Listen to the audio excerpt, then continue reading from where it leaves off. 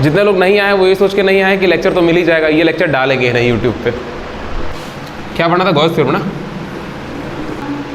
किसी भी close surface के अंदर, किसी भी क्लोज सरफेस के अंदर अगर कोई चार्ज रखा होगा तो उस चार्ज की वजह से, किसी भी क्लोज सरफेस के अंदर अगर कोई चार्ज रखा होगा तो उस चार्ज की वजह से और उस सरफेस की वजह से बनने वाला जो इलेक्ट्रिक फ्लक्स होगा उसकी वैल्यू कांस्टेंट होती है।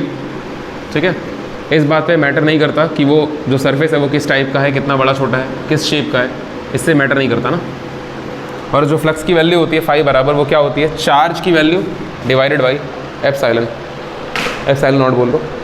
ठीक है, चलिए हेडिंग लगा लियो Gauss theorem.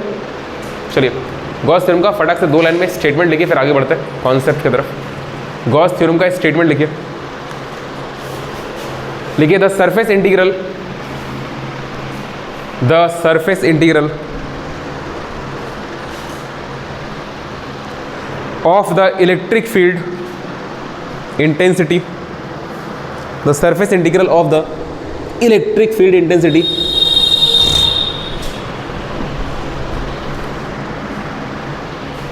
over any closed surface, over any closed surface in free space, in free space is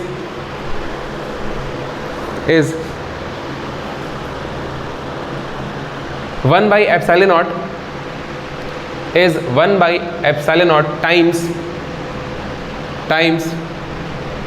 the net charge, times the net charge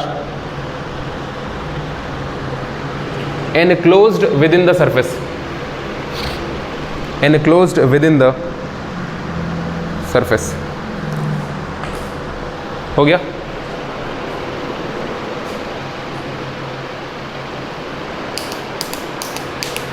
ठीक है, यहाँ से आपको 2 बातें समझनी पड़ेगी। मान लीजिए यहाँ कोई सरफेस है और ये क्लोज्ड है ना, बंद सरफेस है, वॉल्यूमेट्रिक सरफेस बंद है। इसके अंदर मान लीजिए बहुत सारे चार्जेस हैं, plus Q, minus Q, plus Q1, minus Q2, यहाँ पर मान लीजिए प्लस Q3 है, यहाँ पर मान लीजिए माइनस Q4 है, यहाँ पर मान लीजिए एक और चार्ज है माइनस में Q5। ठीक है, और ये सरफेस क्लोज्ड है। तो पहली बात तो ये कि अगर सरफेस क्लोज्ड है, अगर सरफेस क्लोज्ड है और उसके अंदर चार्जेस रखे हुए हैं और आप इलेक्ट्रिक फ्लक्स की चर्चा कर रहे हैं, तो इस क्लोज्ड सरफेस का एक नाम होता है, इसको बोलते हैं गॉसियन सरफेस। गॉसियन सरफेस कहा जाता है इसको। अगर सरफेस क्लोज्ड है और उसके अंदर बहुत सारे चार्जेस रखे हुए हैं, आपको सभी चार्ज की वजह से निकलने वाला टोटल इलेक्ट्रिक फ्लक्स बताना है। क्योंकि देखो इसमें से पॉजिटिव चार्ज इलेक्ट्रिक फील्ड निकालेगा और negative charge electric field absorb करेगा, तो कुछ ना कुछ इलेक्ट्रिक फील्ड बाहर तो निकलेगी ही निकलेगी। तो जो टोटल इलेक्ट्रिक फील्ड होगी बाहर की तरफ, उसकी वजह से फ्लक्स जनरेट होगा यहाँ पर।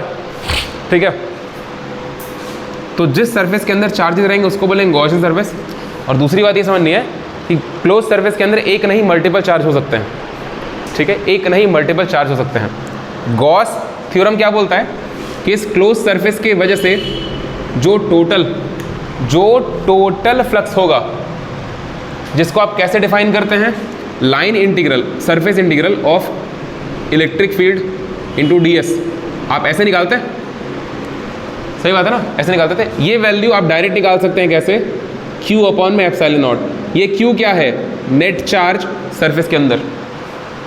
सरफेस के अंदर अगर सिंगल चार्ज आएगा तो यहाँ उसकी वैल्यू रख देंगे। सरफेस के अंदर अगर मान लो सिर्फ Q चार्ज है तो यहाँ Q बाई एप्सिलॉन नॉट हो जाएगा। अगर मान लो सरफेस के अंदर बहुत सारे चार्ज हैं तो आपको नेट चार्ज निकालना पड़ेगा। कैसे? Q नेट बराबर जितने पॉजिटिव वाले वो सब जुड़ जाएंगे, सही बात है ना, और जितने निगेटिव वाले वो सारे सारे माइनस हो जाएंगे। ठीक है जी, आप Q नेट इस प्रकार से निकाल लें। इसमें जितने भी चार्ज होंगे, मल्टीपल चार्ज हैं, n नंबर ऑफ चार्ज हैं, सबको आप जोड़ दीजिए। प्लस प्लस वाला जोड़ दीजिए, माइनस माइनस वाला घटा दीजिए। मतलब आप Q नेट निकालने के लिए चार्जेस को उनके सिंबल के साथ रख दीजिए। अगर प्लस है तो ऐड हो जाएगा, माइनस है तो सब्ट्रैक्ट हो जाएगा, इस तरीके से। अच्छा, अगर मान लो यहाँ पर भी कोई चार्ज है आउटसाइड, है ना, Q अल्फा, यहाँ पर भी एक चार्ज है माइनस क्यू बीटा। तो आपको इन चार्जेस को इंक्लूड नहीं करना है, आपको सिर्फ वो चार्जेस की वजह से नेट चार्ज निकालना है जो चार्ज सरफेस के अंदर है। सरफेस के अंदर वाला चार्ज आप लीजिएगा, टोटल चार्ज को ऐड करके क्यू निकाल लीजिएगा। बहुत सरल है ये, अंदर पूरा चार्ज जोड़ लोगे, प्लस वाला जोड़ लोगे, माइनस वाला घटा दोगे, चार्ज निकल गया, आप डिवाइड कर दें, बस मेरी क्या। अब देखो क्या होता है कि आप ये वाली चीज, ये पूरी वैल्यू किसकी होगी, फ्लक्स की होगी। आप फ्लक्स का ये वाला फॉर्मूला पहले सीखे, लाइन सरफेस इंटीग्रल से निकालना, कल सीखे थे, ये है गॉस थ्योरम। तो पहली बात तो ये कि फ्लक्स की वैल्यू जो होती है वो होती है क्यू अपॉन में एप्सिलॉन नॉट, ये होता है गॉस थ्योरम।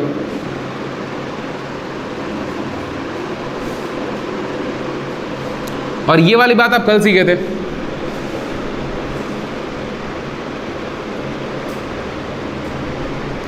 अगर दोनों फॉर्मूले को आप कंबाइन कर दें तो आपको ये मिल जाएगा, ठीक है। तो इस फॉर्मूले का ना यूज़ किया जाता है इलेक्ट्रिक फील्ड निकालने के लिए।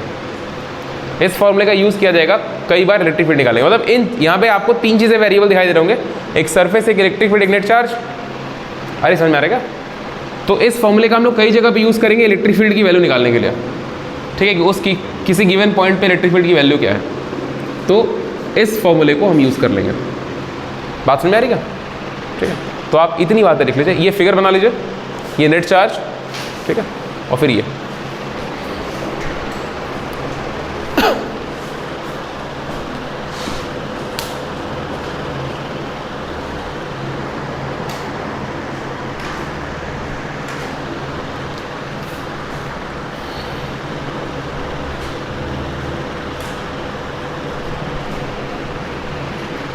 सरफेस के अंदर अगर चार्ज है तो वो कहीं भी हो सकता है ना, फर्क नहीं पड़ता है, कहीं भी हो, आगे पीछे इधर उधर अगल बगल चिपका हुआ हो, थोड़ा दूरी पर हो, बस अंदर होना चाहिए।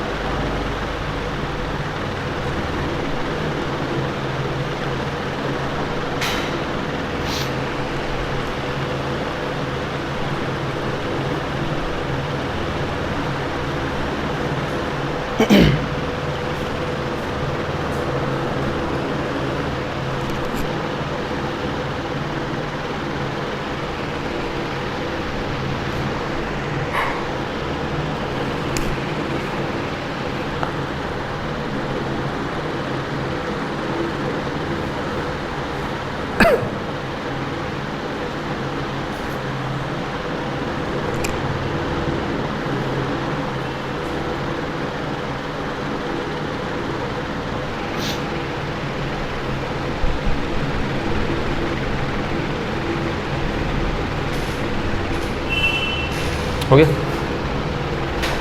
चलिए थोड़ा सा इसका यूज़ करेंगे, और इसका यूज़ करके हम लोग कुछ क्लोज सरफेस का एग्जांपल लेकर के देखेंगे कि क्या असल में फ्लक्स की टोटल वैल्यू सच में Q बाई एप्सिलॉन नॉट आती है या नहीं आती है। ठीक है, हेडिंग लगाइए proof of Gauss theorem, proof of Gauss theorem, proof of Gauss theorem for closed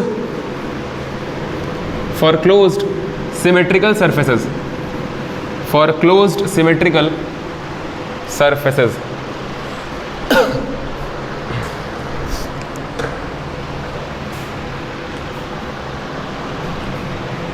हो गया?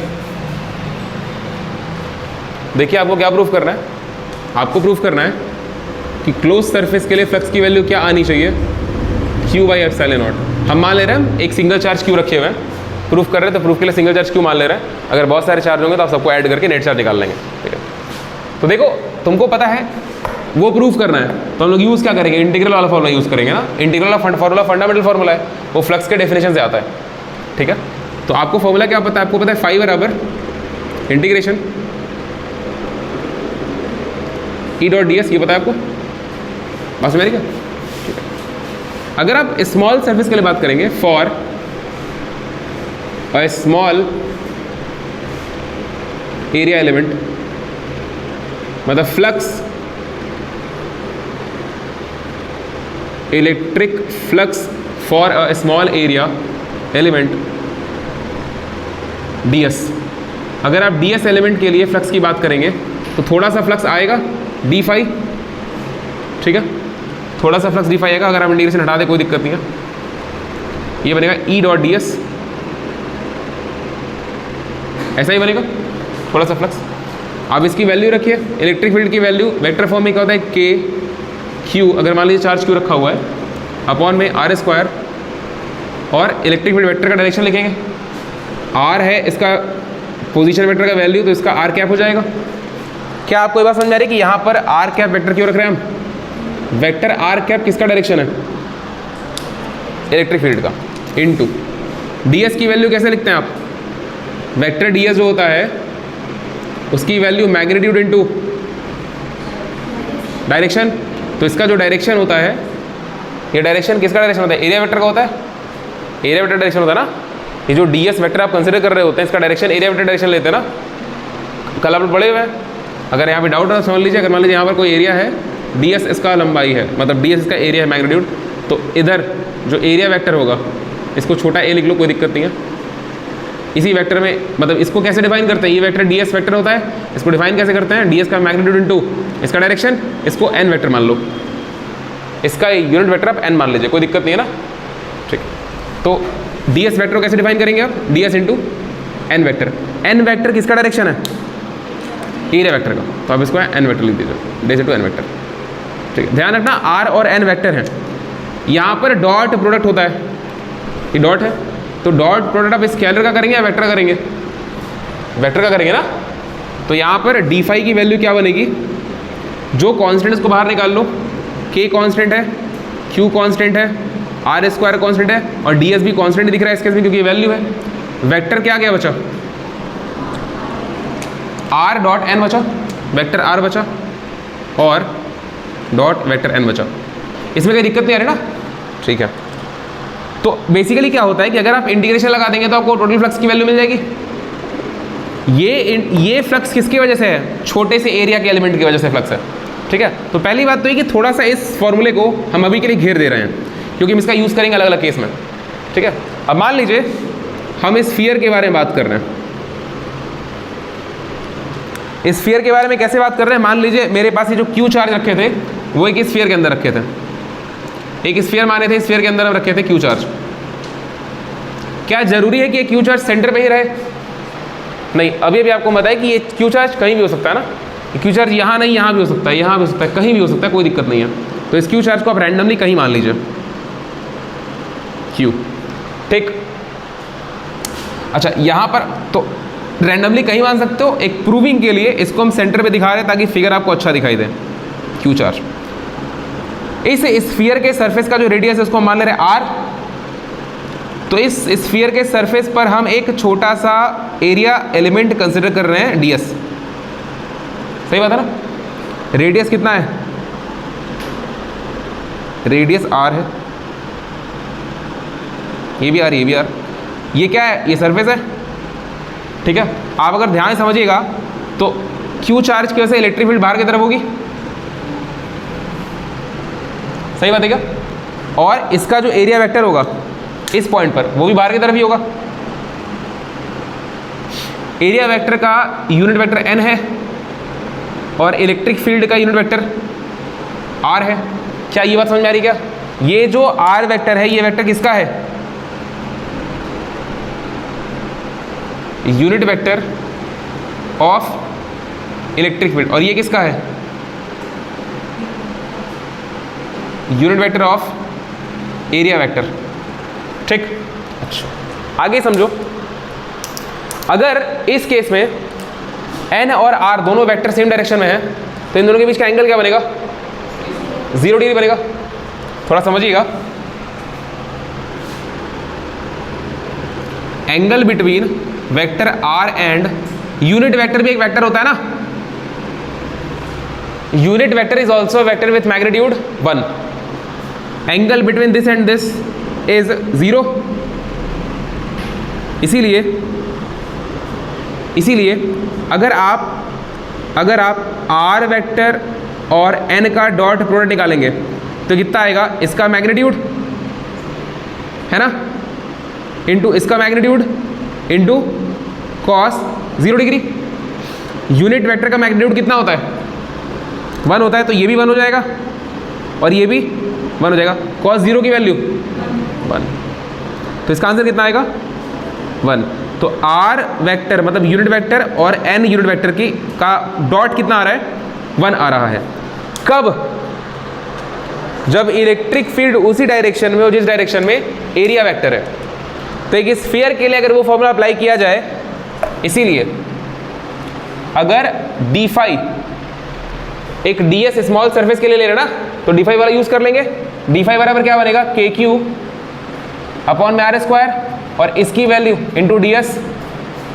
इसकी वैल्यू तो आप 1 डिफाइन कर चुके ना, 1 आ चुका है यहाँ पर, इंटू 1, दिक्कत नहीं है ना कोई। तो d फाई की वैल्यू क्या मिल रही है, kq by r square into ds। अच्छा, कौन सी चीज करनी बाकी है अभी, ये सिर्फ ds एरिया से फ्लक्स निकला है, आपको टोटल स्फीयर से फ्लक्स निकालना बाकी है अभी। आप टोटल स्फीयर से फ्लक्स निकालने के लिए क्या करेंगे, द टोटल फ्लक्स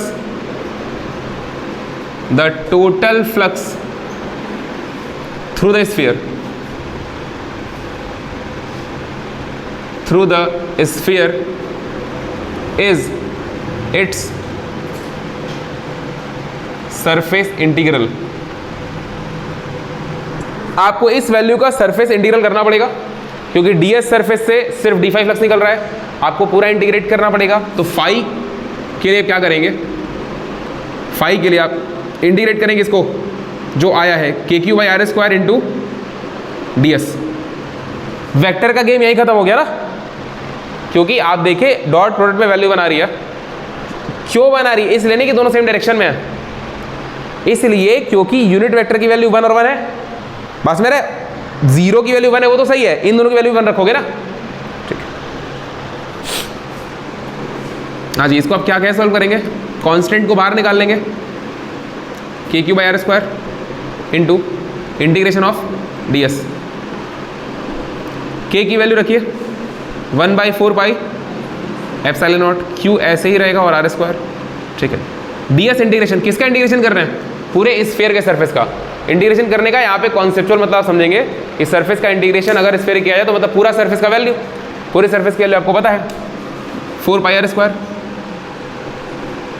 यहाँ लिख दीजिए since total surface area of sphere कितना होता है 4 पाई r स्क्वायर। कक्षा 10 में पढ़ा जाता है। तो यहाँ से फाई की वैल्यू क्या आएगी, देखिए 4 से 4 कट जाएगा, पाई से पाई कट जाएगा, और r स्क्वायर से r स्क्वायर क्या बचा, q बाई एप्सिलॉन नॉट।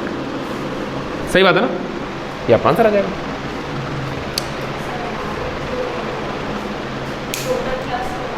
हाँ क्या,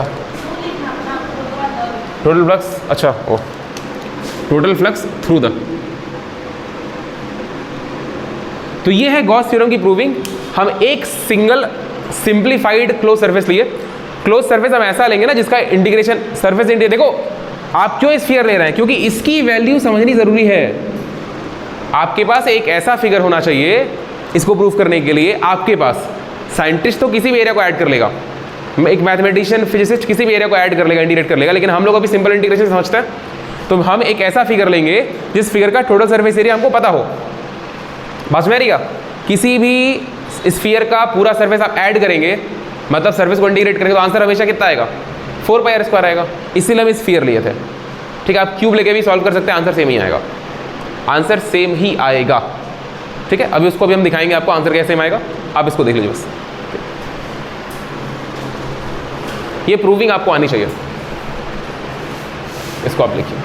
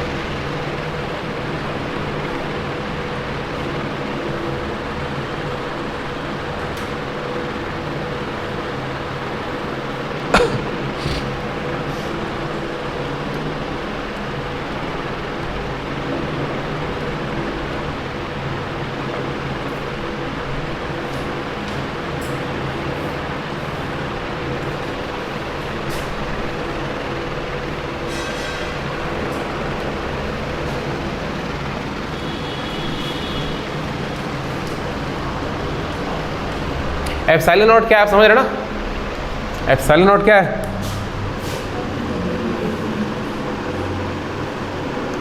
permittivity of free space. Free space का मतलब खाली जगह, वहाँ कुछ और प्रेजेंट नहीं होना चाहिए ना। मतलब इस स्फीयर के अंदर चार्ज रखा है ना, तो इस स्फीयर के अंदर और कोई मीडियम प्रेजेंट नहीं होना चाहिए, एकदम खाली होना चाहिए, स्पेस, वैक्यूम।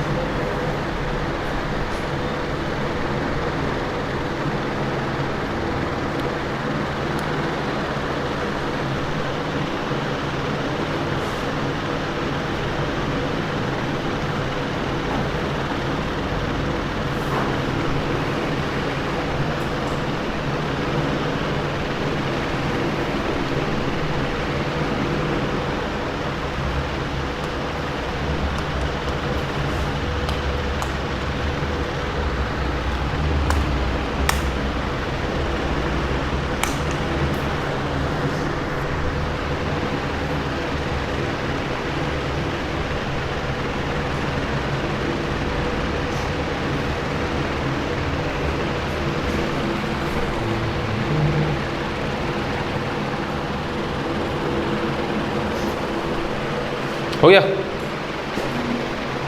देखो देखो देखो,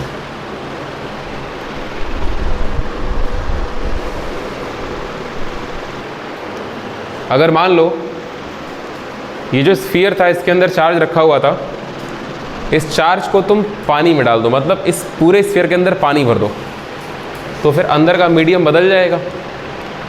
और अगर अंदर का मीडियम बदल जाएगा तो फिर मीडियम का जो इलेक्ट्रिक बिहेवियर है, जिसको आप परमिटिविटी बोलते हैं, अरे बिहेवियर समझते हैं ना, इलेक्ट्रिक और मैग्नेटिक, परमिटिविटी और permeability. Permeability magnetic behaviour mu naught से, और इलेक्ट्रिक बिहेवियर एप्सिलॉन नॉट से। तो अगर इसके अंदर तुम पानी भर दो, मान लो स्फीयर पूरा पानी का बलून है और उसके अंदर चार्ज रखा हुआ है, तो फिर चार्ज जो इलेक्ट्रिक फील्ड निकलेगी चार्ज से बाहर, तो उस इलेक्ट्रिक फील्ड में पानी अपना असर डालेगा। मतलब मीडियम जो होता है वो इलेक्ट्रिक फील्ड का इलेक्ट्रिक बिहेवियर बदलेगा कुछ ना कुछ, तो वहाँ पर फिर परमिटिविटी बदल जाएगी। बस मेरी बात। तो या तो तुम डायरेक्ट ऐसे समझ लो कि नीचे उस मीडियम की परमिटिविटी रख देते हैं जो मीडियम रहता है, या तो तुम डायरेक्ट ये बात समझ लो कि नीचे उस मीडियम की परमिटिविटी रखेंगे, एप्सिलॉन नॉट की जगह आप एप्सिलॉन रखेंगे। एप्सिलॉन नॉट की जगह आप क्या रखेंगे? एप्सिलॉन। देखो तीन चीज़ें होती हैं, आपको पता होगा, एक होता है एप्सिलॉन नॉट, एक होता है एप्सिलॉन आर, और एक होता है एप्सिलॉन। एप्सिलॉन नॉट जो होता है वो क्या होता है? परमिटिविटी ऑफ फ्री स्पेस, जिसको आप एब्सोल्यूट परमिटिविटी भी कहते हैं, और फ्री स्पेस। एप्सिलॉन आर क्या होता है? रिलेटिव परमिटिविटी, जैसे रिफ्रैक्टिव इंडेक्स रिलेटिव होता है उसी प्रकार से रिलेटिव परमिटिविटी। रिलेटिव परमिटिविटी का मतलब होता है किसी मीडियम की परमिटिविटी स्पेस के कंपैरिजन में, ठीक है। तो क्या होता है बेसिकली आपको एक बात याद होनी चाहिए, डाई इलेक्ट्रिक कॉन्स्टेंट आप पढ़े थे फिजिक्स में ना, डाई इलेक्ट्रिक कॉन्स्टेंट क्या होता है? कुलाम्स लॉ के टाइम आपको पढ़ाया गया था। डाई इलेक्ट्रिक कॉन्स्टेंट क्या होता है? क्या बोल रही हो? डाई इलेक्ट्रिक कांस्टेंट इंसुलेटर होता है। इंसुलेटर एक किसी चीज का नाम है, it is a thing. Dielectric constant is the name of a thing. क्या?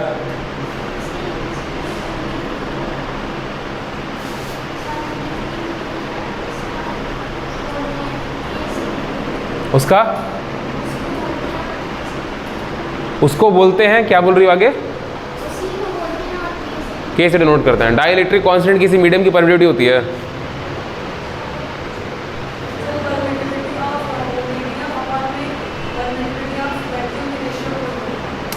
मतलब डाई इलेक्ट्रिक कांस्टेंट जो होता है वो किसी मीडियम की रिलेटिव परमिटिविटी को बोलते हैं।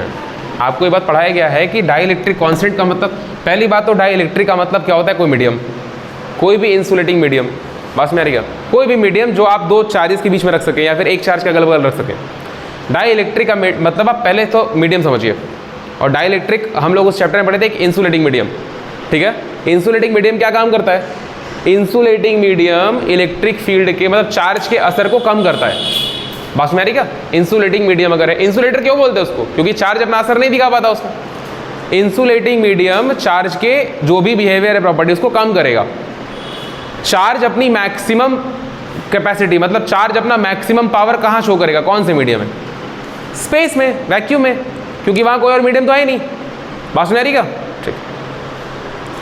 तो अगर तो मतलब कि बाकी मीडियम में अगर आप जाएंगे तो उसका चार्ज अपना कैपेसिटी, चार्ज का कैपेसिटी कम होता चला जाएगा, इलेक्ट्रिक फील्ड उतना तगड़ा बिहेव नहीं करेगा जितना तगड़ा वैक्यूम में करता। तो पहली बात तो ये, तो उसको डाइलेक्ट्रिक बोल देंगे। ऐसे इंसुलेटिंग मीडियम को डाइलेक्ट्रिक बोलते हैं। और उन्हीं डाइलेक्ट्रिक का जो रिलेटिव परमिटिविटी होता है उसको बोलते हैं डाइलेक्ट्रिक कांस्टेंट के। आपको ये बात याद होनी चाहिए ना, डाई इलेक्ट्रिक कांस्टेंट, ये पहले पढ़ाई गया, आपको के से रिप्रेजेंट करते हैं।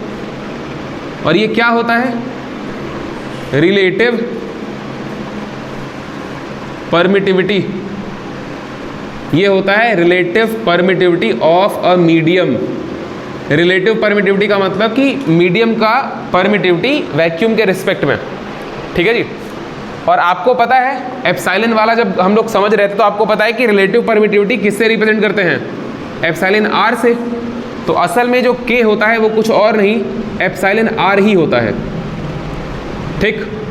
और आपको हम एक और बात बताए थे, एप्सिलॉन आर, एप्सिलॉन नॉट और एप्सिलॉन में रिलेशन याद रखने का तरीका कि एप्सिलॉन जब खुलता है तो epsilon naught into epsilon r बन जाता है।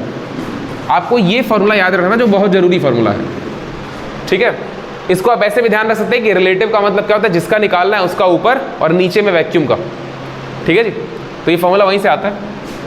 ये क्या है, परमिटिविटी ऑफ मीडियम, ये क्या है, absolute permittivity of free space. इसको परमिटिविटी ऑफ फ्री स्पेस ही बोल सकते हैं। एब्सोल्यूट का मतलब वो वैल्यू कांस्टेंट हो गई ना, ठीक है जी।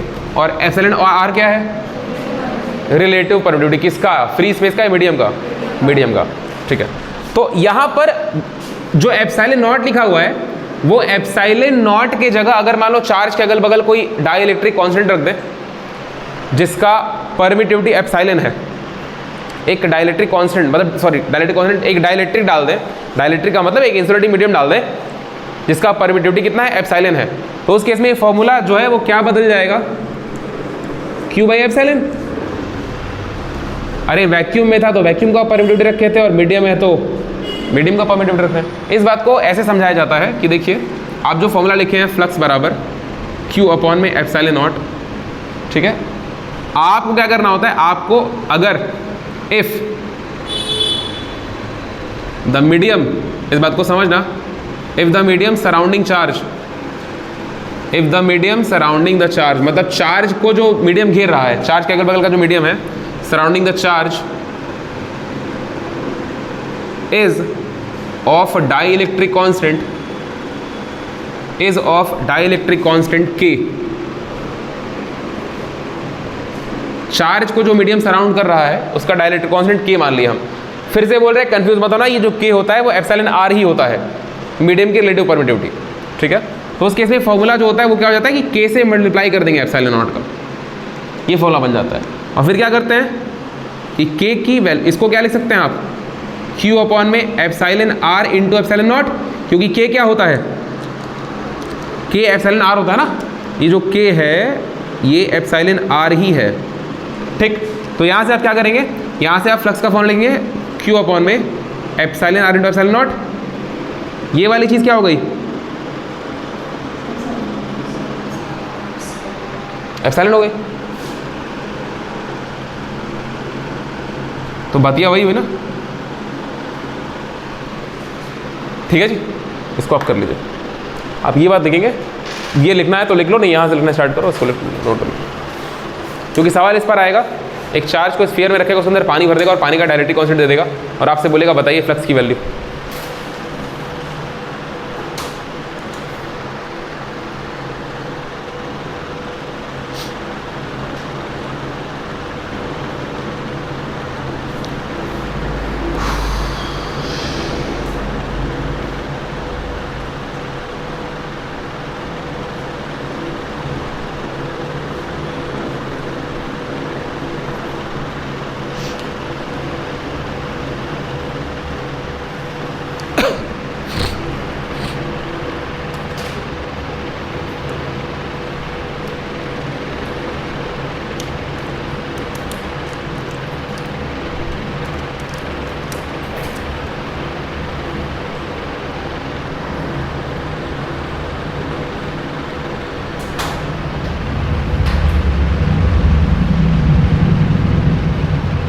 छोटी मोटी चीज़ें ये सब अगर आप ध्यान रखेंगे तो आपका कॉन्सेप्ट पूरा पक्का हो जाएगा।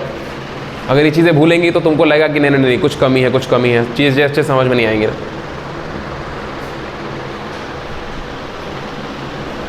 हो गया?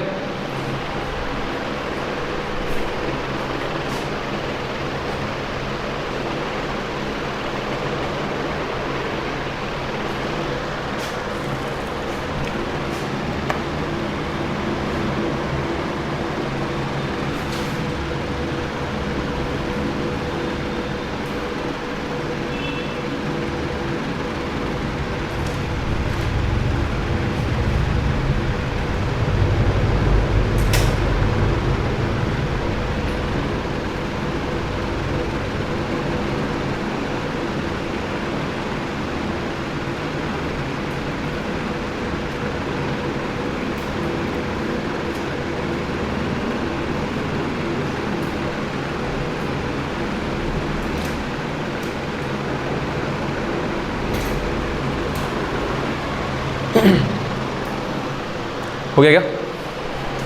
देखो यहाँ पर एक बात लिखे हम लिखे हैं कि if there is no charge in the close surface then flux will be zero. क्या ये बात आपको समझ में आती है? अगर क्लोज सरफेस के अंदर कोई भी चार्ज नहीं है तो फिर फ्लक्स की वैल्यू जीरो हो जाएगी, मतलब कोई भी फ्लक्स नहीं होगा। तो क्या इसका मतलब ये है कि कोई भी इलेक्ट्रिक फील्ड लाइन नहीं काटेगी इस एरिया को? क्या इसका ये मतलब है कि कोई भी इलेक्ट्रिक फील्ड लाइन एरिया को नहीं काट रही होगी? अगर फ्लक्स की वैल्यू जीरो है तो क्या इसका ये मतलब बोल सकते हैं कि सरफेस को कोई भी इलेक्ट्रिक फील्ड लाइन काट नहीं रही होगी? बोलो, बोल सकते हैं? अगर चार्ज सरफेस के अंदर है ही नहीं तो फ्लक्स की वैल्यू जीरो हो गई, फॉर्मूला दिखाई दे रहा है। और फ्लक्स का मतलब क्या होता है? जब इलेक्ट्रिक फील्ड लाइन एरिया काटे। तो क्या ये बोल सकते हैं कि कोई भी इलेक्ट्रिक फील्ड लाइन एरिया को नहीं काट रही होगी? बोल सकते हैं? नहीं बोल सकते? क्यों नहीं बोल सकते? बोल सकते हैं।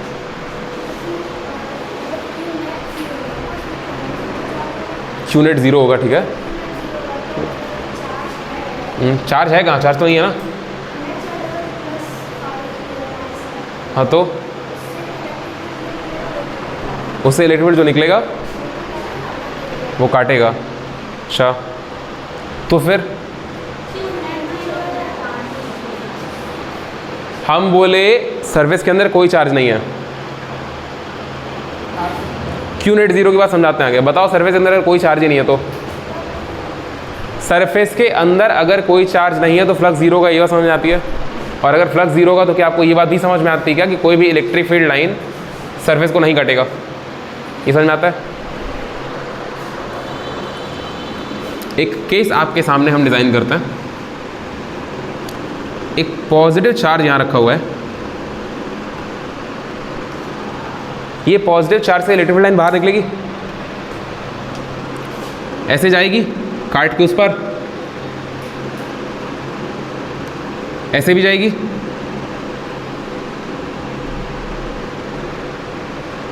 बोलो जाएगी ना।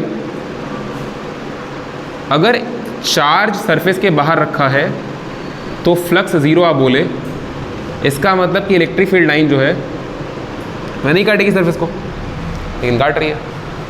इस बात को हम कैसे एक्सप्लेन करेंगे? फिर तो फ्लक्स जीरो हुआ नहीं क्या? तुम सवाल समझ पाई हो? पहले सवाल ये है कि अगर चार्ज अंदर नहीं है तो इसका मतलब फ्लक्स नहीं है उस एरिया से, और अगर उस सरफेस से फ्लक्स ही नहीं है इसका मतलब इलेक्ट्रिक लाइन उसको काट ही नहीं रही होंगी, तभी फ्लक्स नहीं होगा। लेकिन अगर चार्ज बाहर है फिर भी तो उस एरिया को कोई ना कोई इलेक्ट्रिक लाइन काट रही है ना, तो इसका मतलब वो एरिया किसी न किसी फ्लक्स एसोसिएटेड है ना? फिर तो बात गलत हो गई, फिर तो फ्लक्स जीरो हुआ नहीं उस एरिया की वजह से। इसका मतलब चार्ज अगर बाहर रहेगा तो भी काटेगी लाइन, मैटर हो गया फिर तो। सरफेस के न्यूट्रलिटी से क्या मतलब है यहाँ पे भी?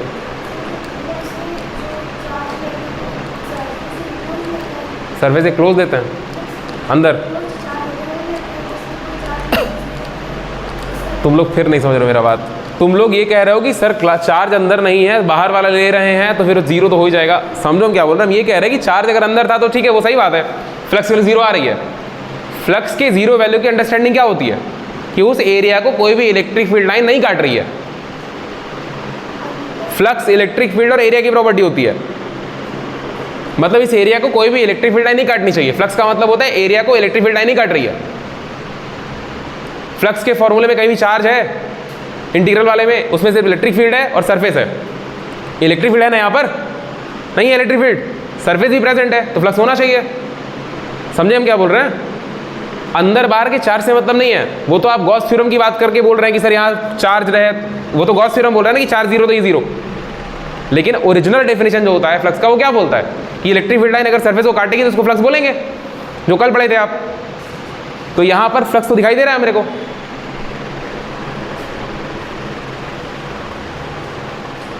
सोचिए, 2 मिनट का समय दे रहे हैं जब तक हम बोर्ड मिटा रहे हैं। सोचो,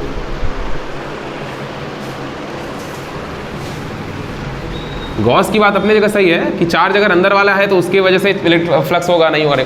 लेकिन ओरिजिनल डेफिनेशन की बात करो, आखिर गॉस भी तो ये बात सोचा होगा ना फिर बाद में कि चार्ज अगर अंदर नहीं लेकिन अगर बाहर है तो फिर तो डेफिनेशन के हिसाब से तो फिर फ्लक्स दिखाई दे रहा है मेरे को। फ्लक्स दिखाई देने का मतलब कि एक इलेक्ट्रिक फील्ड है जो एरिया को काट रहा है।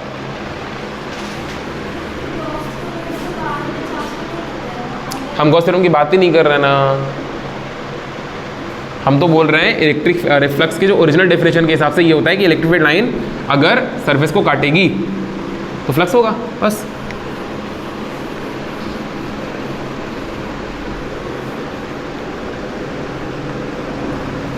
गॉस थ्योरम तो अप्लाई तब होगा जब चार्ज अंदर रखा होगा। इस केस में चार्ज अंदर रखा हुआ है नहीं, चार्ज बाहर रखा है। इलेक्ट्रिक फील्ड लाइन दिखाई दे रही है आपको, सरफेस दिखाई दे रहा है आपको, इलेक्ट्रिक फील्ड लाइन सरफेस को काट भी रही है, फ्लक्स होना चाहिए। बोलिए सर, गॉस थ्योरम पढ़ लिया, भूल जाओ उसको। गॉस थ्योरम का एप्लीकेशन पढ़ेंगे, उसको भूल जाओ। अब वापस से ओरिजिनल फ्लक्स पे आओ कि फ्लक्स का ओरिजिनल डेफिनेशन होता है फाई बराबर integration E dot D S. बताइए बताइए क्या? हमको 1 मिनट आंसर नहीं चाहिए, हमको एक्सप्लेन करो पूरी बात। 1 मिनट आंसर तुक्का लगाना होता है।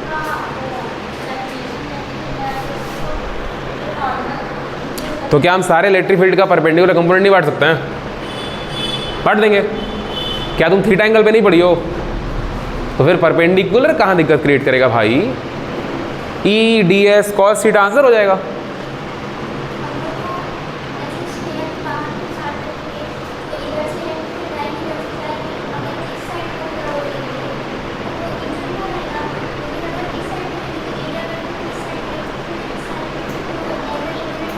हाँ वेरी गुड। देखो ये आंसर होता है, समझो मेरे बात को। फ्लक्स जनरेट होगा, बाहर जो लाइन जा रही है उसकी वजह से भी होगा और अंदर जो लाइन आ रही है उसकी वजह से भी होगा। क्या आपको ये बात समझ में आता है? पहली बात कि जितनी लाइन अंदर जाएगी वही बाहर जाएगी। अरे बाहर जाने वाली लाइन बराबर अंदर वाली लाइन। क्या ऐसा होगा कि सर अंदर ज़्यादा लाइन आएगी बाहर कम लाइन जाएगी? जो लाइन अंदर आएगी वो बाहर जाएगी ही जाएगी। अंदर आने वाली लाइन के वजह से जितना फ्लक्स हुआ वही जाने वाली लाइन के वजह से भी हुआ, क्योंकि फ्लक्स क्या होता है? एक सिंगल इलेक्ट्रिक फील्ड लाइन एक पर्टिकुलर एरिया को काट के बाहर निकले उसको फ्लक्स बोलेंगे। तो अंदर हम सिर्फ एक लाइन लेके आपको समझाते हैं इस बात को, आप समझ जाएंगे। यहां पर एक चार्ज क्यों रखा हुआ है? लाइन ऐसे गई, ठीक। इस सरफेस पे चर्चा करेंगे और इस सरफेस पे चर्चा करेंगे। देखो सरफेस S1 S2 ये दोनों बराबर सरफेस दे रहे हैं, ds ds, ये भी ds एलिमेंट हो गया, ये भी ds एलिमेंट हो गया। इसके वजह से area vector outward, area vector हमेशा आउटवर्ड लेता है, आपको बात कल बताई गई है, ठीक है। ये हो गया एरिया वेक्टर इधर, और ये इलेक्ट्रिक फील्ड इसकी वजह से इधर। बोलो इलेक्ट्रिक फील्ड और एरिया वेक्टर के बीच में एंगल कितना बन रहा है? ये बात आपको स्वयं खुद से समझ में आनी चाहिए ना कि एंगल 180 बन रहा है। यहाँ पर एरिया वेक्टर इधर और इलेक्ट्रिक फील्ड भी इधर, तो यहाँ पर थीटा कितना हो गया? 0 डिग्री। तो आप टोटल फ्लक्स कैलकुलेट करते हैं ना, तो यहाँ पे मान लो फ्लक्स बन रहा है φ1 और यहाँ बन रहा है φ2। φ1 की वैल्यू कैसे निकालोगे? इंटीग्रेशन, छोड़ो ना, हटाओ, हम सिर्फ ds के लिए निकाल रहे हैं, डी फाई निकाल लो, है ना, डी फाई निकाल लो। ऐसे ही बहुत सारे लाइन के सबके वैसे अलग अलग निकाल लेंगे, इधर भी होगा तो इधर भी होगा, इधर इधर इधर इधर, है ना, दोनों एंड पे। कितना आएगा ये? Electric field into area into cos theta, और यहाँ पर भी वही बनेगा, थोड़े से सरफेस की वजह से electric field into area into cos theta. यहाँ पर थीटा कितना है? 180 डिग्री है ना, कॉस 180 की वैल्यू कितनी होती है? -1 होती है। और यहाँ पर लेटिट्यूड कितना है? अरे थीटा, कॉस 0 की वैल्यू 1 होती है। तो यहाँ पर लेटिट्यूड कितना बना? EDS, और यहाँ कितना बना? -EDS। टोटल फ्लक्स अगर निकालेंगे सिर्फ एक लाइन की वजह से, तो क्या आएगा? d∅1 प्लस d∅ अगर आप टोटल निकाल रहे हैं, d∅ अगर आप टोटल निकाल रहे हैं तो d∅1 प्लस d∅2 आएगा, EDS -EDS, ये 0 हो गया। एक लाइन की वजह से फ्लक्स 0 क्यों हुआ? क्योंकि एक तरफ से इलेक्ट्रिक फील्ड अंदर आ रहा था और एक तरफ से बाहर जा रहा था। और आपको ये बात पता है कि जितनी लाइन अंदर आएंगी उन सब के से फ्लक्स निगेटिव हो जाएगा।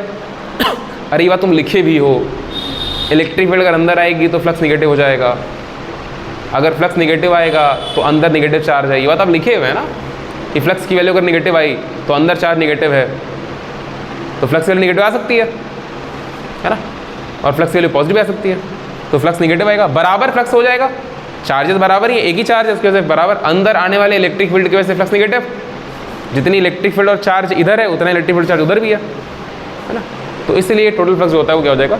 0 हो जाएगा। बस मेरी का, तो अगर अंदर चार्ज नहीं है तो हर केस में फ्लक्स 0 होगा, भले बगल में चार्ज रखा हो, चार्ज भले ही बगल में रखा हो, इधर 20-25 तो चार्ज रख दो, क्या इन सारे चार्जेस की वजह से इलेक्ट्रिक फील्ड निकलेगा? अरे निकलेगा ना इलेक्ट्रिक फील्ड। सवाल सुनो ध्यान से, सिर्फ फ्लक्स से मत अटके रहो, पूरा दिमाग खोपड़ी खोल के बैठे रहो। इलेक्ट्रिक फील्ड सारे चार्ज से निकलेगा, क्या इन सारे चार्ज की वजह से इलेक्ट्रिक फील्ड सरफेस को काटेगा? काटेगा, लेकिन क्या वो पूरा इलेक्ट्रिक फील्ड फ्लक्स जनरेट करेगा? नहीं, क्योंकि आने वाला इलेक्ट्रिक फील्ड बराबर जाने वाला इलेक्ट्रिक फील्ड, इसलिए आने वाले की वजह से फ्लक्स निगेटिव बराबर जाने वाले की वजह से फ्लक्स पॉजिटिव, जोड़ देंगे 0। अरे बोली बात समझ आ रही क्या? तो इस बात को आप नोट करिए ज़रा। लास्ट में क्या लिखे हो? अभी हम यहाँ कुछ लिखे थे, वो लिखे हो क्या? नहीं लिखे हो? अच्छा ठीक है, लिख लो, हम बोल रहे हैं लिखो, हम ही समझाने लगे ना, लिखो। अरे ये वाली बात कि अगर चार्ज अंदर नहीं है तो फ्लक्स 0 नहीं होगा, नहीं लिखो, लिखो if there is no charge inside the surface, if there is no charge inside the surface, if there is no charge inside the surface, comma लगाइए, the total flux through the surface, the total flux through the surface is equal to 0, is equal to 0। हो गया? नीचे लिखिए that is, नीचे लिखिए that is Q बराबर 0, Q बराबर 0 implies that, Q बराबर 0 implies that phi बराबर भी 0, phi बराबर 0। हो गया? ठीक है, फुल स्टॉप लगाइए। नीचे लिखिए नोट, नीचे लिखिए एक note, if there is any charge, if there is any charge surrounding the surface, if there is any charge surrounding the surface, surrounding the surface, bracket में लिखिए ब्रैकेट में लिखिए, ब्रैकेट में लिखिए no inside charge, no inside charge present, no inside, मतलब समझिए आप, अंदर कोई चार्ज नहीं है, अंदर खाली है, ब्रैकेट बंद करिए। नो इनसाइड चार्ज प्रेजेंट के बाद ब्रैकेट बंद करिए, कॉमा लगाइए। In that case also, in that case also, in that case also the total flux, the total flux through the surface. तुम समझ रहे हो हम टोटल फ्लक्स क्यों बोल रहे हैं? क्योंकि देखो इधर, अगर हम यहाँ आधे सरफेस की बात कर ले, यहाँ से लेकर के यहाँ तक की, तब तो फ्लक्स आने लगेगा, क्योंकि सब पॉजिटिव वाला ही है, निगेटिव वाला तो यहाँ से यहाँ तक है ना, बात समझ आ रही क्या?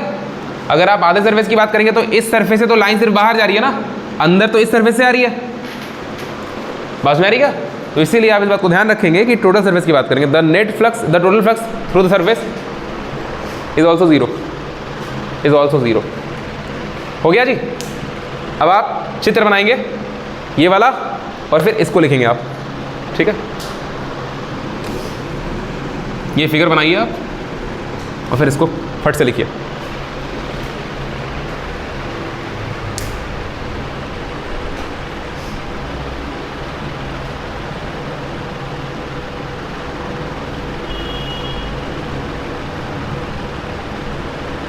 गॉस थ्योरम आज खत्म कर देंगे, कल पढ़ेंगे एप्लीकेशन। छोटी छोटी बहुत सारी बातें गॉस थ्योरम में जो आपको अच्छे से आनी चाहिए।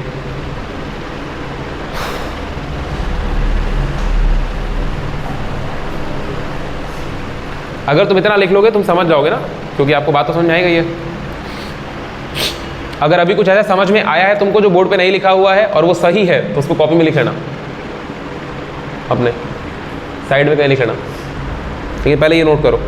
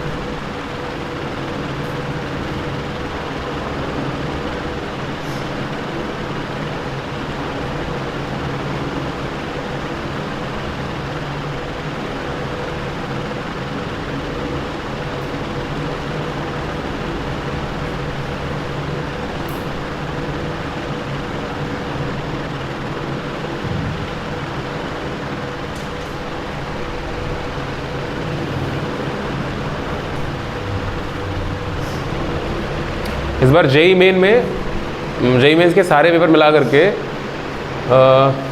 इलेक्ट्रोस्टैटिक्स से 32 सवाल पूछे गए, 32 सारा पेपर, सारा शिफ्ट मिला करके।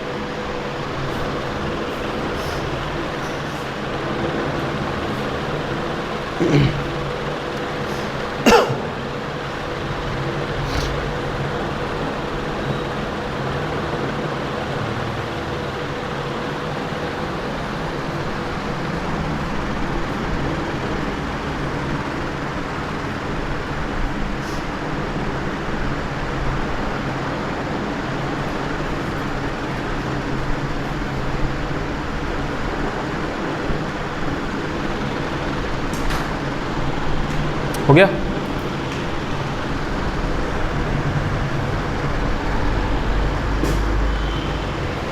हुआ देवियों और सज्जनों?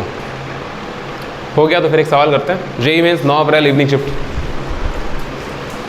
जेई मेंस का एक सवाल आया है 9 अप्रैल इवनिंग शिफ्ट। अब आप देखिए कि वो सवाल आपको कितना आसान लगता है, कितना कठिन लगता है। अच्छा, हम जो सवाल करवाते हैं ना, बोलते हैं ना जेई मेंस और नीट का है, ये वो आया, जाके एक बार चेक भी कर लिया करो ना, क्या पता हम खाली ऐसे ही करवा दे रहे हो। एक आसान सवाल उठा लेते हो और मुझे बोलते हो जेई मेंस 9 अप्रैल इवनिंग शिफ्ट, और तुम तो वाह, है ना? अब एक बार आपको डाउट होना चाहिए कभी कभी, है ना? डाउट होना कभी कभी अच्छी बात होती है। नहीं होता है तो फिर तुम अंधभक्त हो ना हमारे, आप अंधभक्त ना बने। एक ऐसा सरफेस दिया हुआ था, सरफेस का मैग्नीट्यूड एस दिया हुआ था, एक क्लोज्ड सरफेस है, ये एक क्लोज्ड सरफेस है, इस सवाल को, ये सवाल मेरे को क्यों याद हो गया आपको बता, इसका डेटा इतना सुंदर है। इस सरफेस के अंदर एक चार्ज है, देखो प्लस क्यू चार्ज है, माइनस 2q चार्ज है, प्लस 3q चार्ज है, माइनस 4q चार्ज है, नहीं माइनस 4q बाहर है, और प्लस 5q चार्ज है। ठीक है, इसके अंदर ऐसे इतने सारे चार्जेस जो हैं वो प्रेजेंट है, क्लोज सरफेस है, क्लोज, समझ गया। इसके वजह से टोटल फ्लक्स पूछा है। अब आप समझिए सवाल कितना आसान है और कितना डिफिकल्ट है। ठीक है, तो आपको ये ना लगे सवाल आसान है, सवाल सच में आसान है। बेसिकली आपको पूरा सिलेबस पढ़ना होता है ना, आपको पूरा सिलेबस याद होना चाहिए। ठीक है, आंसर बताओ, मुंह ताक रहे हो। आंसर क्यू और एप्सिलॉन के फॉर्म में दिया हुआ था, बोलो 4q बाई एप्सिलॉन नॉट। अच्छा, हम चेक कर लेते हैं। I have the options. हाँ जी, ऑप्शन 4 है, q by epsilon, 3q by epsilon मतलब एप्सिलॉन नॉट, 5q और 4q ना, सही बात है, 4q एप्सिलॉन नॉट हो जाएगा। अरे बोलो, समझ में आ रहेगा तुमको? तुम नहीं बोल रहे हो, तुम्हारा टेंशन होता है हमको यार।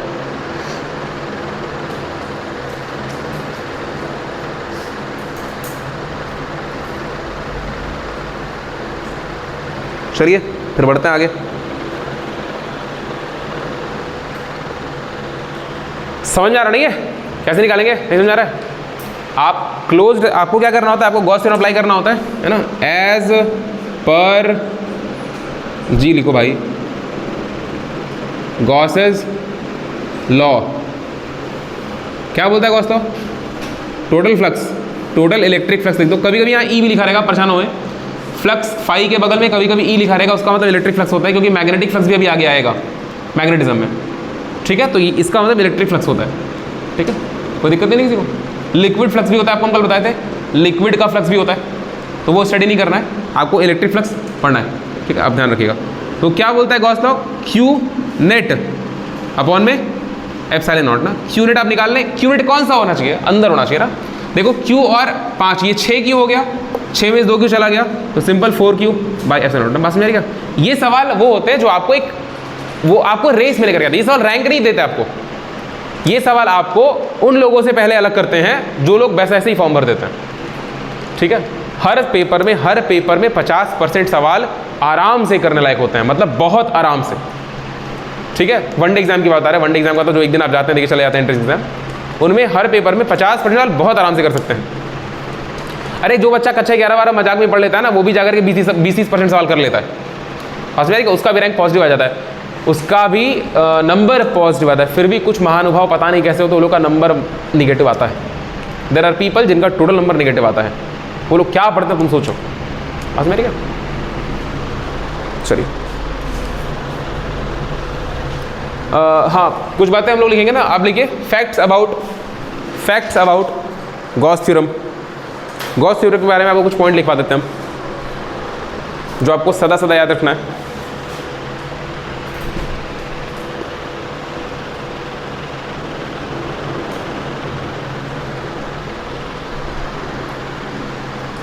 वीडियो रहेगा तो हमको रिवीजन कराएगा, टेंशन भी नहीं है। बस एक और बात रहेगी कि आप क्या रिवीजन करोगे यार, जल्दी जल्दी में पढ़ाएं तो रिवीजन करो ना, आराम आराम से पढ़ाई रहे, क्या रिवीजन क्या करोगे? सवाल लगाते रहो, सिर्फ सवाल लगाना तुम्हारा काम है। हर दिन अगर आप एक चैप्टर का 3 सवाल भी लगाते हैं, मात्र 3 सवाल, तो भी आपका चैप्टर रिवीजन में रहेगा, क्योंकि आप हर दिन 3 सवाल लगाएंगे। अगर मान लो आज तुम स्टार्ट करते हो लेट से सॉल्यूशन चैप्टर का सवाल लगाना, तो आप उसमें 4 प्रॉपर्टी पढ़ रहे होते हैं, क्वालिटेटिव प्रॉपर्टी, बस मेरे के 4 दिन में खत्म करो, कोई दिक्कत नहीं उसको। एक हफ्ते में एक चैप्टर रिवाइज हो जाएगा, और तुम 3 सवाल लगाने में मुश्किल से आधा घंटा लगेगा। अगर तुम प्रॉपर्ली बैठ के लगाओगे तो आधा घंटा एक चैप्टर रोज दिया जा सकता है ना, रोज जा सकता है। और अगर चैप्टर बढ़ रहा है तो आप सवाल कम करिए, आप 2 सवाल लगाइए, कम से कम चैप्टर दिमाग में तो चलेगा। ऐसा तो नहीं लगेगा नहीं सर कक्षा 11 में आप कुछ पढ़ाए थे, हमको याद आ रहा है, चैप्टर का नाम भूल गए हैं, बस ऐसा नहीं होना चाहिए ना। ठीक है, हाँ तो पहला बात लिखिए, गौर से करें, पहला फैक्ट लिखिए, this law is true, this law is true for any closed surface. This law is true for any closed surface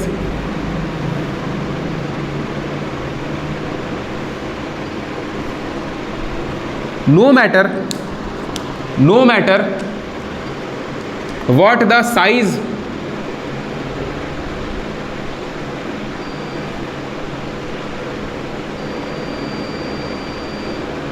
no matter what the size and shape of the surface is, B लिख देना, B of the surface B, what the size, बात समझ आ रही क्या? What the size and shape B मतलब हो, B मतलब होना होता है ना, आपको होता है ना, बी एक वर्ब होता है। अरे तुम लोग को इंग्लिश का पेपर तो देना ही है ना, हिंदी भी दोगे क्या? हिंदी भी दोगे? तुम क्या दोगे? है पेंटिंग, सही है। कोई फिजिकल वाला? हिंदी फिजिकल भी 6 है ना, 6 सब्जेक्ट है ना, 5? अच्छा, फिजिकल कंपल्सरी होगा, ठीक है, चलिए ठीक है। फिजिकल का पेपर कंपल्सरी होता है और यूपी बोर्ड के बच्चों में हिंदी भी कंपल्सरी होता है। कुछ कुछ बच्चे होते हैं जो संस्कृत लेके पढ़ते हैं, सीबीएसई बोर्ड के बच्चे है ना, ऑप्शनल में फिजिकल ना लेकर के वो संस्कृत को कंपल्सरी बना लेते हैं। सही बात है?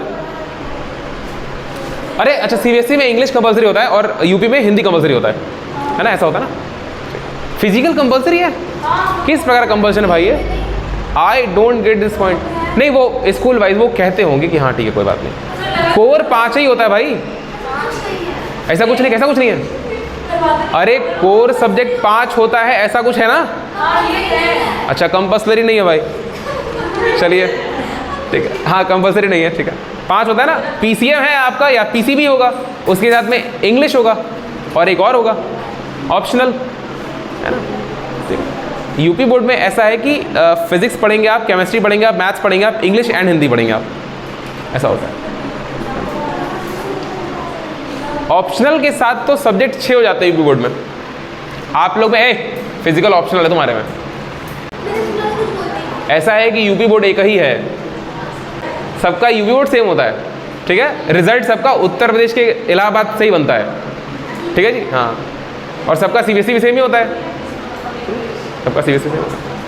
ऑप्शनल अगर है आपका, आप कंप्यूटर ले लीजिए ऑप्शनल में, कहीं कहीं कंप्यूटर भी होता है ना, पेंटिंग भी होता है, फ्रेंच भी होता है, और क्या ये लोग क्या है, फिजिकल भी होता है। तो तुम कंप्यूटर बोल लो खाली, मतलब एक हार्डवेयर के नाम से किताब बना दो, एक सॉफ्टवेयर नाम से किताब बना दो, एक C++, एक डॉस, एक C, एक जावा, एक पाइथन, XML, HTML, है ना। सीबीएसई बोलिए, हम कंप्यूटर में इतना मेहनत की, इतना मेहनत की, अगर 96 नंबर आया, सर बोले ऐड ही नहीं होता इसका नंबर। मेरा जो दिमाग खराब हुआ था, नहीं पता था हमको उस टाइम पे, कंप्यूटर पसंद था तो बस करते थे हम लोग। लिखो, if the surface is chosen, if the surface is chosen, if the surface is chosen, CHOSEN, if the surface is chosen in such a way that there are some charges inside and some outside, some charges inside and some outside the closed surface, the closed surface, comma लगाइए, comma लगाइए, the electric field is due to, the electric field is due to all the charges, the electric field is due to all the charges, is considered, लिख लो, is considered।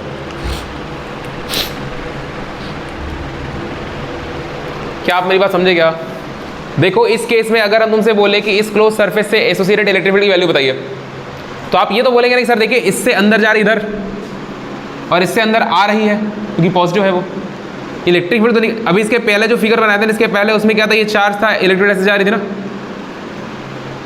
तो electric field तो associated है ना इस charge से, ठीक है। तो आपको इलेक्ट्रिक फील्ड तो पूरा का पूरा जोड़ना ही पड़ेगा, तभी तो फ्लक्स निगेटिव आएगा और जीरो हो जाएगा। अरे बोलो बस मेरी क्या, बोलिए सर। चलिए तीसरी बात लिखिए, तीसरी बात लिखिए। पहली बात बहुत जरूरी है जो आप पहली बात लिखे हैं, लिखिए दिस लॉ इज यूजफुल। कौन सा law? Gauss law. This law is useful when the system has some symmetry,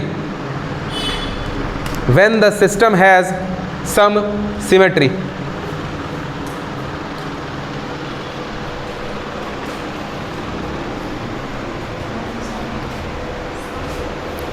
When the system has some symmetry, ताकि आपको सरफेस निकालना आसान रहे, ठीक है, और आप उसको पूरा सरफेस मान पाए। फुल स्टॉप लगाइए, उसी में लिखिए to facilitate this. To facilitate लिखना, यस मत लगाना। To facilitate this, to facilitate this का मतलब गॉस लॉ का इस प्रकार से यूज करने के लिए ताकि सिमेट्री जनरेट हो जाए। गॉस लॉ का आप तभी यूज़ करेंगे जब सिमेट्री हो दोनों तरफ, मतलब सिस्टम जो हो, अगर सिमेट्रिक हो, सिस्टम बोल रहे हैं, सरफेस अगर सिमेट्रिक हो तो गॉस लॉ आराम से यूज़ कर पाएंगे आप। इससे फ़ायदा होता है, बाहर के 40 साले कैंसिल हो जाते हैं। लिखिए to facilitate this we choose CHOOSE, we choose a suitable Gaussian surface. ये बात अभी आपको एप्लीकेशन में समझ में आएगी। We choose a suitable Gaussian surface.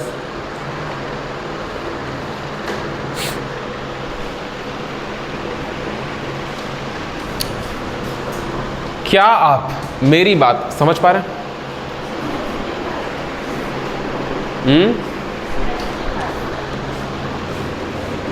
देखो मेरी बात समझो। ये एक सरफेस है, ओपन सरफेस है, यहाँ से ओपन है, मुंह खुला हुआ इसका। इसके सरफेस के बस यहीं पर एक चार्ज क्यू रखा हुआ है। गॉस लॉ कैसे बनाओगी? इधर का सरफेस कैसा मानोगी? नहीं मान पाओगी ना, तुमको नहीं पता है सरफेस कैसा होगा।